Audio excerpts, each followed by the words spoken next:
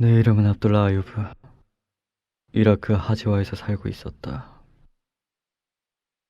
2014년 아이시스가 우리 마을로 와서 저항하는 모두를 사살했다. 고문은 일상적으로 행해졌고 정기적으로 참수형이 집행되었다. 그들의 예언자는 우리에게 천국을 약속했지만 그들이 가져온 건 오직 지옥뿐이었다. 아이시스의 통치 아래에서 난 내 인생에서 가장 끔찍한 두 가지 일을 겪었다. 첫 번째는 내 아내가 시장으로 장을 보러 나간 아침에 일어났다. 마트 진열대엔 점점 더 식품이 줄어들고 있었다. 그래서 난 아내가 집에서 사올 수 있는 음식이 얼마나 될까 걱정하고 있었다. 그건 걱정해야 할 축에도 들지 못했던 사소한 일이었다. 집 밖에서 소란이 일어났다. 난 사람들이 거리에서 소리치는 걸 들을 수 있었다.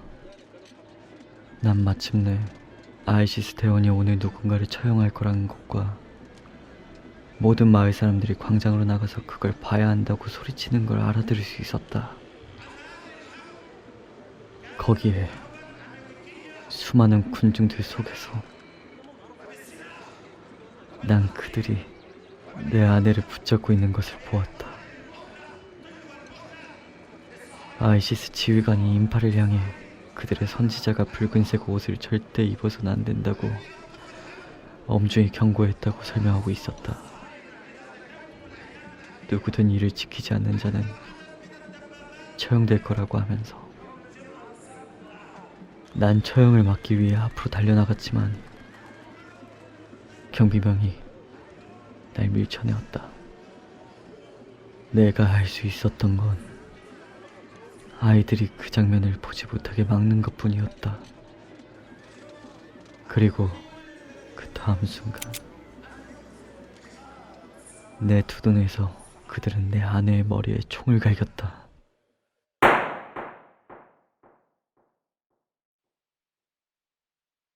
두 번째는 2년 뒤의 일이었다. 난 나의 쌍둥이 아들들의 안전을 위해 하지와에 남기로 했었다. 하지만 이라크 정규군이 진격해오고 마을에 폭격을 가하기 시작하자 상황이 견딜 수 없을 만큼 악화되었다. 우린 탈출을 해야만 했다. 난 친구를 통해 어찌어찌 수면제를 구할 수 있었다. 어느 날 저녁, 난 알약을 깨뜨려 아들들이 마실 우유에 집어넣었다. 아이들은 우유를 마셨고 난 약효가 돌기를 기다렸다.